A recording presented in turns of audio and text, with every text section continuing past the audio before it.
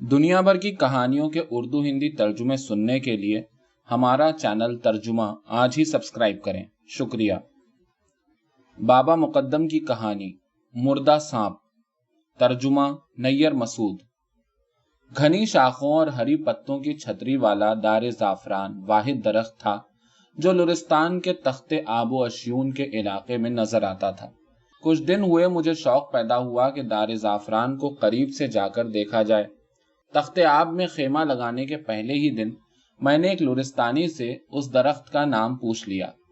اس سرزمین کے حد نگاہ تک پھیلے ہوئے پست و بلند میں یہ درخت پہچان میں آنے والا تنہا پیکر تھا جو ایک لمبے ٹیلے پر تنا کھڑا تھا، جیسے کوئی تماشا گر خود حیرت سے اپنی جگہ پر جم کر رہ گیا ہو۔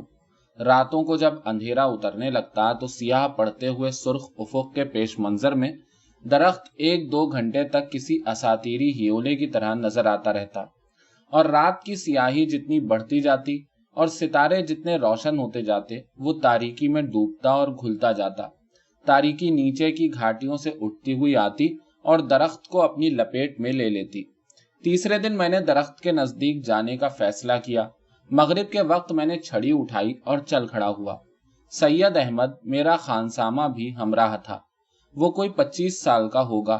اس کے پھولے پھولے گول زرد چہرے پر مہاسوں کی کثرت تھی اور اس کی اداس صورت میں اکیلی نمایاں چیز اس کی دھسی ہوئی سوئی سوئی آنکھیں تھیں۔ سورج کی چمک اب آنکھوں کو چبھ نہیں رہی تھی۔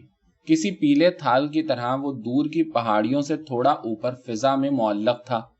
اس کے اوپر آسمان میں ٹکے ہوئے چھدرے بادل کا رنگ کالا پڑتا جا رہا تھا۔ اس کی نچلی گوٹ البتہ ابھی سرخ تھی۔ میرے سامنے پھیلی ہوئی زمین پر نالیاں سی بنی ہوئی تھی اور اس پر اٹھے ہوئے ٹیلے مل کر سمندر سے ابھری ہوئی بڑی بڑی مچھلیوں کی پیٹھوں کی طرح معلوم ہوتے تھے۔ نیچے کی گھاٹیوں میں سائے گہرے ہو رہے تھے اور بلندی کی ماہی پشت زمین پر ہر طرف بکھری ہوئی کربی کی جھاڑیوں اور پتھروں کی سلیں دھوپ میں چمک رہی تھیں۔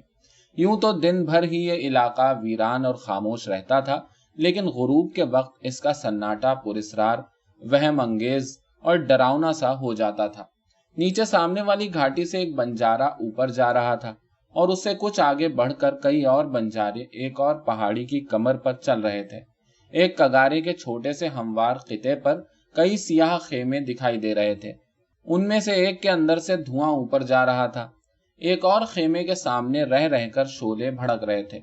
ہم ڈھلانوں سے اترتے ہوئے سایہ دار میدان میں پہنچ گئے اور تڑخی ہوئی زمین پر مشکل سے پیر جما جما کر ایک اور دامن سے اوپر چڑھتے ہوئے ٹیلوں کی روشن پٹی تک آ گئے۔ سورج نیچے اترتا جا رہا تھا، جیسے کسی طلائی تمغے کی زنجیر کو آہستہ آہستہ ڈھیل دی جا رہی ہو۔ جتنی دیر ہم گھاٹیوں میں چلتے، دار زعفران نگاہوں سے اوجھل رہتا۔ ٹیلوں کے اوپر جا کر ہم اس کو دوبارہ دیکھتے اور اپنا راستہ اس کی جانب موڑ لیتے۔ ہم درخت کے قریب پہنچ گئے تھے۔ اوپر سے وہ چھتری کی طرح تھا اور زمین کے پاس ہی اس کے تنے سے کئی شاخیں پھوٹی تھیں جو اوپر اٹھ کر تیلیوں کی طرح درخت کی چھتری کو سنبھالے ہوئے تھی۔ سورج ڈھل چکا تھا اور اب اپنے کنویں میں آخری غوطہ لگانے کو تھا۔ اس کی پھیکی نارنجی روشنی درخت کی چھتری اور تنے کی شاخوں سے چھنتی ہوئی زمین پر پڑ رہی تھی، اور اس روشنی میں درخت کے نیچے کی ہموار زمین پر پڑے ہوئے سنگ پاروں کی پرچھائیاں صاف نظر آ رہی تھیں۔ خود درخت کی پرچھائی اس کے قریب کی زمین پر واضح تھی، مگر کچھ آگے بڑھ کر دھندلی ہوتی گئی تھی۔ میں اور سید درخت کی پرچھائی پر چلتے ہوئے زمین کے روشن دھبوں کے نزدیک پہنچ رہے تھے۔ درخت کی شاخوں پر سینکڑوں چھوٹی چھوٹی چڑیاں بول رہی تھیں۔ سید نے زور سے ہانک لگائی۔ اچانک چڑیاں بھرا مار کر اڑیں اور درخت کے اوپر اوپر چتر کی طرح گھومنے لگیں۔ سورج کی ایک قاش غائب ہو چکی تھی اور بقیہ حصے کو آسانی سے نظر بھر کے دیکھا جا سکتا تھا۔ اب اس کا رنگ سرخ تھا جیسے پگھلا ہوا لوہا ٹھنڈا ہو چلا ہو۔ اس کے اوپر ٹکا ہوا چھدرا بادل پورا سیاہ ہو گیا تھا۔ دار زعفران کے دوسری سمت تیز ڈھال کی صورت میں اترتی ہوئی زمین ایک گھاٹی تک چلی گئی تھی۔ جھٹپٹے میں کچھ بنجارے چلتے پھرتے نظر آ رہے تھے۔ ہوا کے ساتھ کسی بچے کی آواز رہ رہ کے کانوں تک پہنچ رہی تھی۔ میں اور سید درخت کے نیچے تھے۔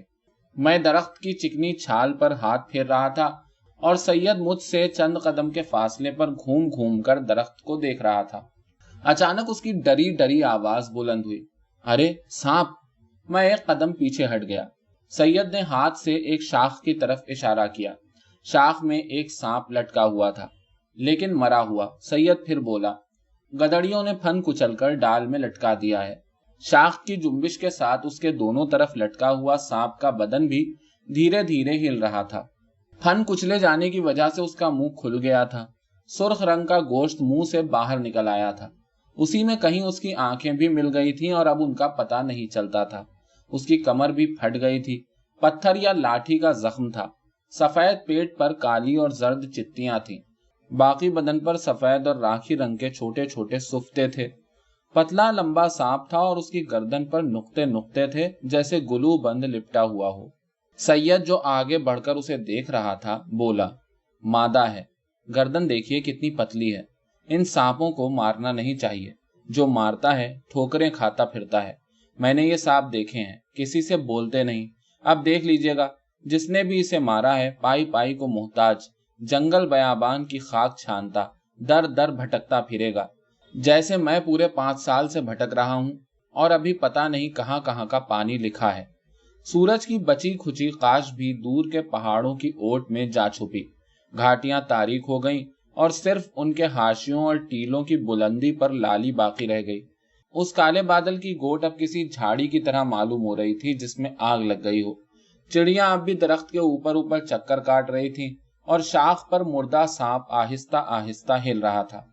دور پر سفید دھبوں کے سے ہمارے خیمے بمشکل نظر آ رہے تھے۔ ہم درخت سے کچھ دور ہو گئے تو چڑیاں دھیرے دھیرے 2-3 چکر کاٹ کر پھر درخت پر بیٹھ گئیں۔ ہم گھاٹی میں پہنچے تھے کہ ان کی چہچہاہٹ سنائی دی اور سید نے اپنی کہانی شروع کی۔ کس کو یقین آ سکتا تھا کہ مجھے باورچی گیری کرنا پڑے گی۔ میرے ابا بیوپاری تھے۔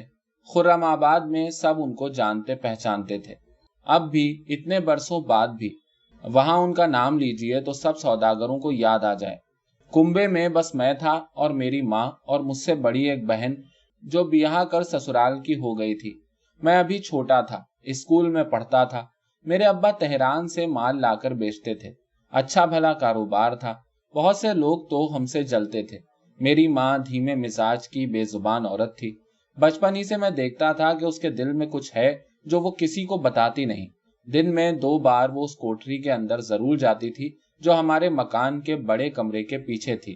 وہاں جا کر وہ اندر سے دروازہ بند کر لیتی اور کچھ دیر تک وہیں رہتی تھی۔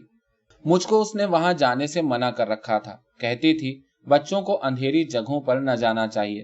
میں خود ہی اندھیرے سے ڈرتا تھا، اس لیے میرا کبھی وہاں جانے کو جی بھی نہیں چاہتا تھا۔ مجھ کو اتنا پتا تھا کہ اس کوٹری میں میرے ماں باپ کے کپڑوں کے 2 پرانے صندوق ہیں اور ایک بکس، ایک سماور اور کچھ اور سامان۔ ایک دن میں نے ڈرتے ڈرتے دروازے کی جھری میں سے کوٹری کے اندر جھانکا بھی تو مجھے سامنے کے تاقچے میں رکھے سماور کی چمک نظر آئی، بس۔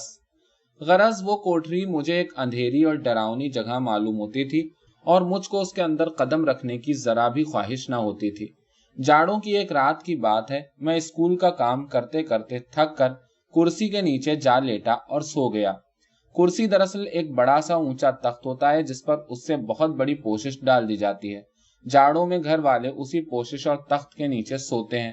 برقی حرارت کے رواج سے پہلے گھروں میں کرسی کا استعمال عام تھا۔ مترجم: ابا ابھی آئے نہیں تھے اور ہم نے بھی کھانا نہیں کھایا تھا۔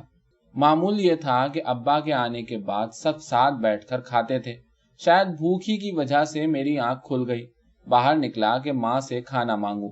اچانک میں نے دیکھا کہ کرسی کے اوپر ایک سانپ کنڈلی مارے بیٹھا ہے۔ تاقچے میں جلتے ہوئے چراغ کی روشنی کرسی پر پڑ رہی تھی۔ پہلے تو مجھے خیال ہوا کوئی رسی وسی ہے، لیکن جب اس نے پھن اٹھا کر میری طرف دیکھا تو میں ایک چیخ مار کر پھر کرسی کے نیچے گھس گیا۔ ماں کمرے کے باہر تھی، میری آواز سن کر آ گئی۔ اس نے مجھے کرسی کے نیچے سے کھینچ کر نکالا۔ میں نے جب اس کو ساری بات بتائی اور قسم کھا کر کہا کہ میں نے اپنی آنکھوں سے کرسی پر سانپ دیکھا ہے تو وہ مجھ کو بہلانے لگی کہ میں نے خواب دیکھا ہوگا، ورنہ ایسا ہو ہی نہیں سکتا۔ لیکن مجھے اپنی آنکھوں پر بھروسہ تھا۔ مجھ کو یقین تھا کہ میں نے کرسی پر سانپ ہی دیکھا ہے۔ خلاصہ یہ کہ اس رات میں بڑی بے چین نیند سویا۔ دوسرے دن اسکول جاتے ہوئے میرے دل میں سانپ دیکھنے کی دہشت سمائی ہوئی تھی۔ کلاس میں بھی سارے وقت میری آنکھوں کے سامنے وہی منظر رہا کہ سانپ کنڈلی مارے ہوئے ہے اور پھن اٹھا کر مجھے دیکھ رہا ہے۔ छुट्टी के बाद मुझको घर जाते डर लग रहा था। देर तक गली कूचों में मटर गश्ती करता रहा। थक गया तो एक मकान की चबूतरिया पर बैठ गया। कुछ देर बाद मैंने देखा कि माँ घबराई हुई मुझको गलियों में ढूंढती फिर रही है। वो बहुत परेशान थी। कहती जाती थी कि सारे शहर की खाक छान डाली है। मुझे देखते ही लपक कर आई और इस आवारा गर्दी का सबब पूछने लगी। मैंने साफ कह दिया कि घर में जो सांप निकला था उससे मुझको डर लग रहा है और अब मेरी वहां जाने की हिम्मत नहीं हो रही है। वो मेरा हाथ पकड़कर थपकने लगी और बोली, बेटे डरो नहीं, आओ घर चलें। तुमने कुछ और देखा होगा, नींद में तो थे। और फिर सांप से डरना क्या, अगर था भी तो हमारे ही यहाँ का तो सांप था। वो घराती सांप था। घराती सांप किसी को सताता नहीं। सब घरों में सांप का एक एक जोड़ा तो होना ही चाहिए। फिर उसने मुझको ले जाकर बाजार से गेहूं की खीलें और बताशे दिलवाए। हम साथ साथ घर लौटे। रास्ते में उसने मुझे ताकीद की कि सांप वाली बात किसी को ना बताऊं। मैंने भी वादा कर लिया। इस किस्से को दिन गुजर गए और सांप वाली बात मेरे लिए ऐसी ही होकर रह गई जैसे आदमी किसी पुराने जख्म की दुखन का आदी हो जाए। मगर उसके बाद से मैं कभी घर में या कमरे में अकेला नहीं रहता था। हमेशा माँ के पहलू से लगा रहता और उसी के साथ मकान में इधर उधर आता जाता था। तह खाने और खासकर कोठरी का तो रुख भी न करता था। मैं खटक गया था कि जो भी है वो उसी अंधेरी कोठरी में है जिसका दरवाजा हमेशा बंद रहता है और सिर्फ माँ उसके अंदर जाती है। आखिर एक रात माँ मुझसे कहने लगी, बेटे तुम्हें एक बात बताना है। अब तुम सियाने हो गए हो और जरूर है कि तुम भी वो भेद जान लो और किसी और को ना बताओ। मेरा दिल बोलने लगा कि बात उसी सांप की है। मेरा चेहरा फक हो गया और बदन थरथराने लगा। माँ ने मेरा हाथ पकड़ लिया और बोली, आखिर तो तुम्हें पता चलना ही है। इसी घर में जो रहते हो और किसी न किसी दिन वो तुम्हें दिखाई दे जाएंगे। मैं माँ से चिमटा हुआ खड़ा सुन रहा था, लेकिन मेरा जी चाहा कि उसके पास से भाग खड़ा हूं। मुझे माँ से भी डर लगने लगा था, जैसे उसने खुद अपने पास कहीं सांप छुपा रखे हों। वो मुझ पर झुकी हुई बोल रही थी और उसकी गर्म सांस मुझे अपने चेहरे पर महसूस हो रही थी। उसके हाथ में मेरा हाथ पसीने से तर हो गया और मुझे चक्कर आने लगा। ऐसा मालूम हो रहा था कि मेरी माँ के कपड़ों में से अभी अभी कोई सांप सरसराता हुआ गिरेगा और सीधा मुझ पर लपकेगा। माँ कह रही थी, लाल आखिर तो तुम उनको देखो ही गए, अब उनसे दोस्ती करना सीख लो, वो तुम्हें कोई नुकसान नहीं पहुंचाएंगे। जानते हो ज्यादातर मकानों में घराती सांप होते हैं, मगर कोई किसी को बताता नहीं। हमारा नसीबा उन्हीं के दम से है। वो हमारे घर की हिफाजत करते हैं। इस कोठी में रहते हैं, दो हैं। उन्हीं में का एक था जिसे तुमने उस रात कुर्सी पर देखा था। दूसरा नीचे कुर्सी के उस तरफ था, तुम्हें दिखाई नहीं दिया। तुम चीख पड़े और मैं आई तो वो चले गए। उन्हें शायद खुद भी पता है कि तुम उनसे डरते हो, इसीलिए तो वो तुम्हारे सामने आते नहीं। माँ की बातें सुनकर मैं डर से कांपने लगा। मुंह से चीख निकलते निकलते रह गई, लेकिन भाग कर जाता कहाँ। अकेले में डर लगता था। कुछ भी हो, मैं कम से कम वहां अपनी माँ के साथ तो था। बहुत कह सुनकर आखिर माँ ने मुझको राजी कर लिया कि उसके साथ चलूं और सांपों से कुछ कुछ आशनाई पैदा करूं। मैं दोनों मुट्ठियों में उसके दामन को जकड़े हुए था और वो मुझे आहिस्ता आहिस्ता आगे बढ़ा रही थी। उसने कोठरी के दरवाजे की कुंडली खोली तो मैंने उसके लिबास में मुंह छुपा लिया और आंखें बंद कर ली। माँ ने एक किनारे होकर मेरा चेहरा कोठरी की तरफ घुमा दिया। दरवाजे के खुले हुए पट से आती हुई मध्यम रोशनी की चादर सी कोठरी के फर्श पर फैली हुई थी। मैंने दोनों हाथों से चेहरा ढांप लिया था और उंगलियों के बीच से देख रहा था। उस रोशनी में मुझे दो सांपों के छोटे छोटे खूबसूरत सर दिखाई दिए। दोनों ने मुंह ऊपर उठा लिए थे और हमको टक टक देख रहे थे। माँ कह रही थी, ये दाहिनी तरफ वाला वही है जो तुम्हें दिखाई दिया था। ये हमें जरा भी परेशान नहीं करते, घर में हर तरफ आते जाते हैं, बरसों से हमारे साथ हैं। तुम्हें भी इनसे डरना नहीं चाहिए। देखो ना कैसा तुम्हें देख देख के हैरान हो रहे हैं। अगर मैं साथ ना होती तो दोनों भाग कर छुप गए होते। नए लोगों के सामने बिल्कुल नहीं आते हैं, लेकिन तुम तो घर ही के हो, अब बड़े हो रहे हो, चाहिए कि इन्हें अच्छी तरह पहचान लो और ये भी तुमसे हिल जाएं। हमारा नसीबा इन्हीं के दम से है। और देखो बेटे, कहीं ऐसा ना हो किसी के सामने मुंह से ये बात निकाल बैठो कि हमारे यहाँ सांप हैं। किसी को भी इनके ठिकाने का पता ना देना, अपने अब्बा को भी नहीं, बहन को भी ना बताना। वो खुद जानते हैं मगर किसी से कहते नहीं। फिर वो आहिस्ता से कोठरी में दाखिल हुई और मैं अकेला दरवाजे पर खड़ा रह गया। मैं दीवार से लगा हुआ कांप रहा था। माँ सांपों के करीब पहुंची तो वो धीरे धीरे रेंगते हुए आगे बढ़े। दोनों एक एक तरफ से उसकी पिंडलियों में लिपट गए और उसकी जूतियों और शलवार के पायचों पर सर रगड़ने लगे। माँ उनसे बातें कर रही थी, जैसे लोग पालतू परिंदों और जानवरों से बातें करते हैं। जमीन पर पानी का बर्तन और खाने का कुछ सामान था। थोड़ी देर बाद माँ बाहर निकल आई और कहने लगी, देखा बेटे, कैसे अच्छे और गरीब सांप हैं। अब तुम इनके आदी हो जाओगे। इन्होंने भी तुमको पहचान लिया है और अब तुमसे भागा नहीं करेंगे। अगर किसी दिन इनके पास जाओ और इन्हें परेशान ना करो तो वो इसी तरह तुम्हारे भी लिपटेंगे और तुम्हारे पैरों पर सर रख देंगे। माँ ने कह तो दिया था कि सांप मेरे दोस्त बन गए हैं, लेकिन मैं खुद को इस पर कभी तैयार न कर सका कि कोठरी में जाऊं और उनको देखूं। उनका इस घर में होना मेरे लिए मुस्तकिल अजाब था। मैं हर वक्त सहमा सहमा रहता था। जरा सी आवाज पर मेरा दिल बैठने लगता। मुझे वहम हो गया था कि एक न एक दिन सांप मुझको डस लेंगे। मुझे दिखाई देने लगता कि डसे जाने के बाद मेरा बदन फूल गया है और मैं तकलीफ से बल खा रहा हूँ। इसीलिए मैं किसी भी वक्त घर में अकेला नहीं रहता था। कोई रात न जाती थी कि मैं हौल और हिरास के बगैर चैन की नींद सो सकूं। अक्सर सोते से चौंक कर उठ बैठता और अपने बिस्तर को गौर से देखने लगता था। हमारे कमरे की छत लकड़ी की थी। छत पर कड़ियां डालकर उन पर नरकुल और लकड़ी की छीलन जमाई गई थी। उस जमाने में मेरा एक खेल ये भी था कि चित लेट जाता और छत की कड़ियों को दोनों जानिब से गिना करता था। मैं सारी कड़ियों को उनके रंगों, उनकी मोटाई, पतलाई, उनके रखनों और गांठों समेत पहचानता था। एक जमिस्तानी रात जब हम खाना खा चुके थे, मैं अपनी जगह पर लेटा छत को देख रहा था। अपने स्कूल और क्लास के बारे में सोचता हुआ मैं कड़ियों को एक एक और दो दो और कभी एक एक छोड़कर गिन रहा था। उसी में एक बार जब मैं बीच की कड़ियों की जोड़ी पर पहुंचा तो देखा कि एक कड़ी में कोई चीज लटकी हुई धीरे धीरे हिल रही है। यह नई चीज थी जिसे मैंने अब तक नहीं देखा था। पहले तो मुझे ख्याल हुआ कि कोई नरकुल या छीलन अपनी जगह से बाहर लटक पड़ी है, लेकिन फौरन ही पता चल गया कि उन्हीं में का एक सांप है जो छत पर पहुंच गया है। 1 गज से ज्यादा उसका बदन छत से लटका हुआ था और वो नीचे देख रहा था। मैं उछल कर खड़ा हो गया और कमरे के एक कोने में जा छुपा। मेरी जबान बंद होकर रह गई थी। अब्बा और अम्मा ने भी सांप को देख लिया था और अब हैरान हैरान से एक दूसरे को देख रहे थे, लेकिन कुछ बोले नहीं। आखिर अब्बा उठकर आए और हाथ पकड़कर मुझे अपने साथ ले गए। मैं डर के मारे कुर्सी के नीचे घुस गया और वहीं मुझे नींद आ गई।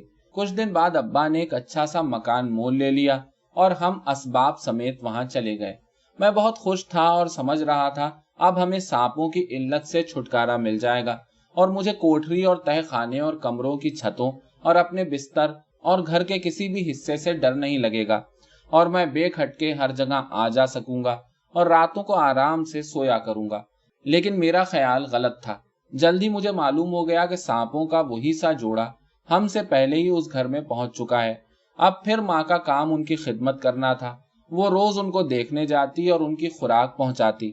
फिर अब क्या हो सकता था? मैं उस मकान में रहने पर मजबूर था। मेरे माँ बाप वहां थे, मेरे सोने का ठिकाना वहां था। वही एक जगह थी जहां हमको सुबह शाम का खाना खाना था और सर्दी गर्मी में छत के नीचे पनाह लेना थी।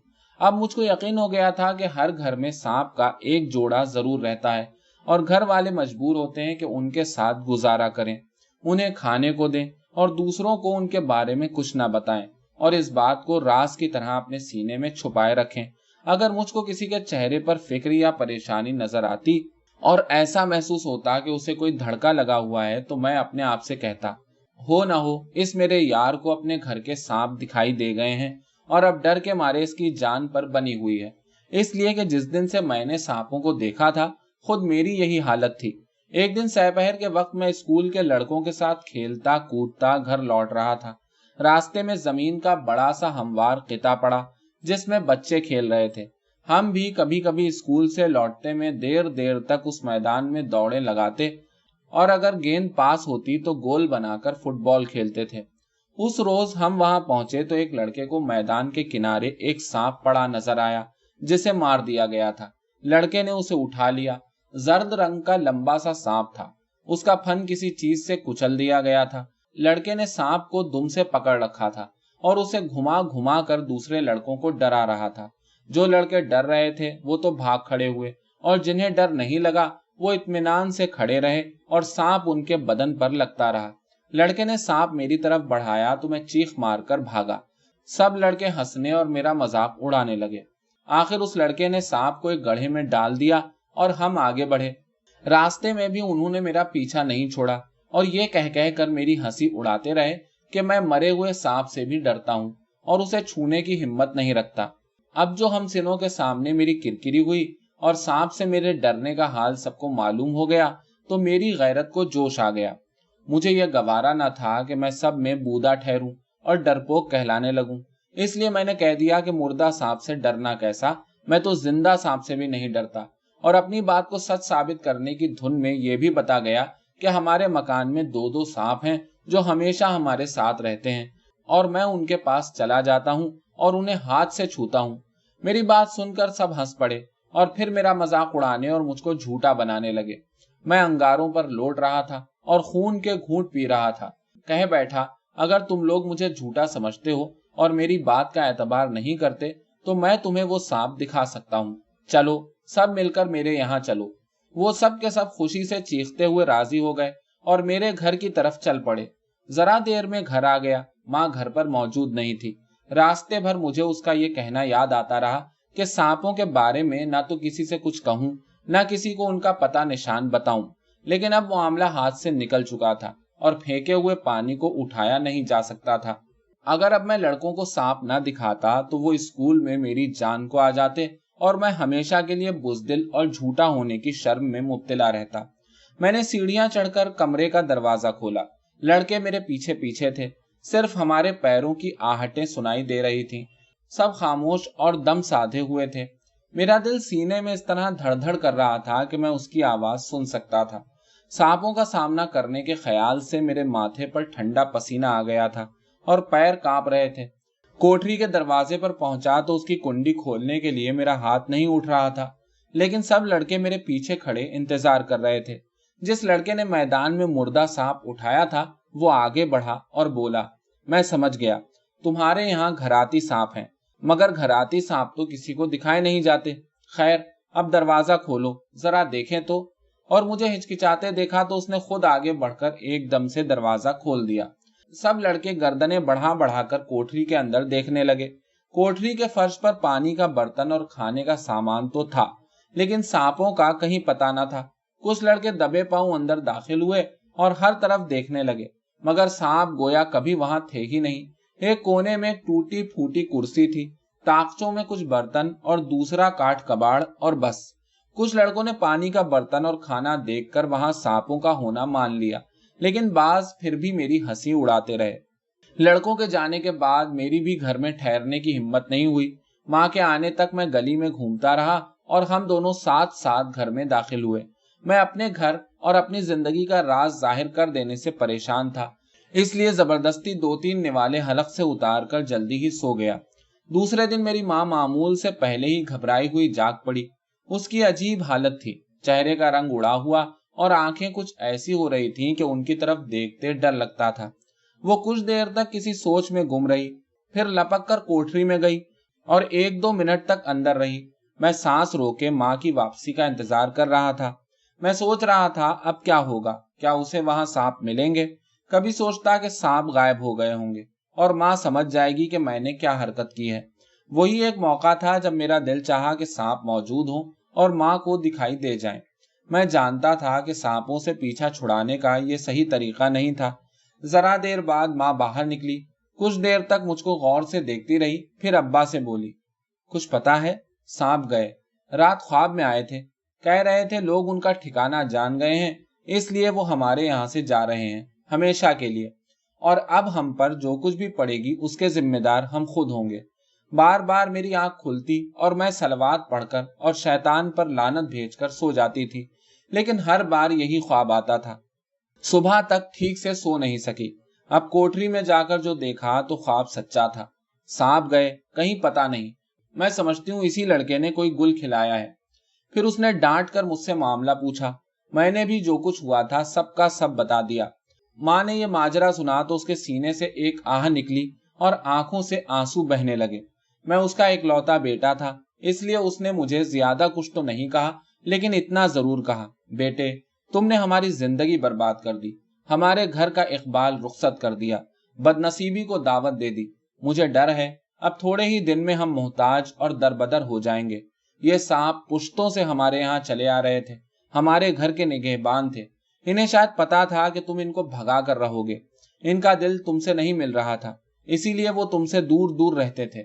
वो जानते थे कि तुमको अपनी जबान पर काबू नहीं, घर का राज नहीं छुपा सकते। आखिर तुमने वही किया जिसका मुझे डर था। सांप गए और हम बेसहारा रह गए। मुझे तो ये भी डर है कि खुदा ना करे वो तुम्हें कुछ आजार ना पहुंचा दें। कई दिन तक मैं सख्त वहशत में गिरफ्तार रहा और डरता रहा कि कहीं मुझे कोई सांप डस न ले। माँ ने मुझको बहन के घर भेज दिया। कई दिन तक मैं वहीं रहा, अपने घर में कदम नहीं रखा। यहाँ तक कि एक हफ्ते बाद माँ ने आकर बताया कि उसे फिर ख्वाब में सांप नजर आए हैं और उन्होंने कहा है कि अगरचे उनको हमारा घर छोड़ देना पड़ा है, लेकिन वो हमसे कोई सरोकार नहीं रखेंगे और मुझसे भी नहीं बोलेंगे। इसलिए माँ मुझे घर ले गई। इस किस्से को ज्यादा दिन नहीं हुए थे कि मेरे अब्बा का कारोबार उलट पलट हो गया। तेहरान से जो माल वो बेचने को लाए थे उसका मंदा पड़ गया और बिक्री नहीं हो सकी। अब्बा ने नुकसान भरने के लिए दूसरे धंधों में हाथ डाला, लेकिन सब में घाटा ही घाटा रहा। शहर भर में बात फैल गई कि अब्बा दिवालिये हो गए और लेनदार उन पर चढ़ दौड़े। जो कुछ हमारे पास था सब हाथ से जाता रहा, मकान तक निकल गया।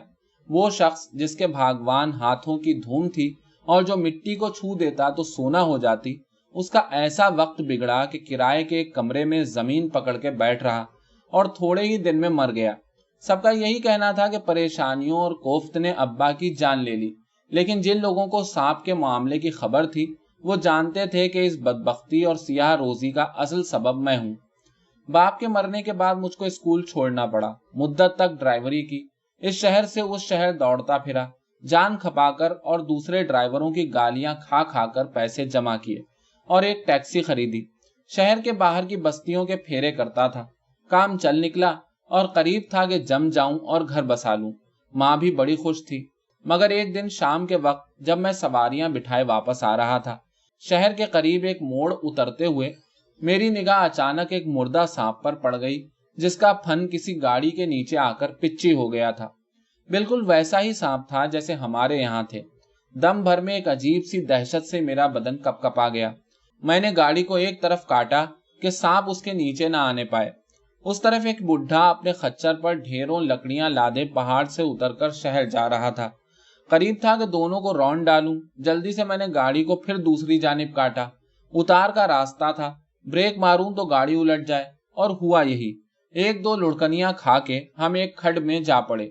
मुसाफिरों में से दो वहीं के वहीं खत्म हो गए, दो तीन जख्मी भी हुए। मेरा भी हाथ टूट गया और गाड़ी तो ऐसी मिटी कि किसी काम की न रही। इसलिए मैंने समझ लिया कि दौड़ने धूपने से कुछ नहीं होता। उस वक्त का इंतजार करना चाहिए जब वो मेरा पीछा छोड़ दें। मैंने आवारागर्दी शुरू कर दी, कभी यहाँ कभी वहां। दो निवालों के लिए हाथ पांव मारने लगा। अब खानसामा हो गया हूँ। माँ अकेली बैठी मेरी लगाई हुई आग में जल रही है। जब मेरी हालत पर उसका बहुत दिल कुढ़ता है तो कहती है, बेटा तुमने हमें भी बर्बाद कर दिया, खुद भी कहीं के न रहे। हम आखिरी पहाड़ी चढ़ रहे थे। हमारे खेमे थोड़ी ही दूर रह गए थे। मगरिबी उफुक की सुर्खी स्याही में ढलती जा रही थी। काले बादल ने किसी बहुत बड़े अजदहे की तरह दारे जाफरान की छतरी को निगल लिया था। दरख्त का तना यूं मालूम हो रहा था जैसे आग के शोलों में कोई हाथ फैलाए खड़ा हो। सैयद ने कहा, और आज किस्मत का लिखा यह था कि हम उस दरख्त को देखने जाएं और वहां हमें मुर्दा सांप दिखाई दे जाए। यह इशारा है इसका कि मुझको जल्द से जल्द यहाँ से रुखसत होना है। जाता हूँ, बिस्तर बांध लूं, कल सुबह रवाना हो जाऊंगा। फारसी कहानी का नाम लाशे मार।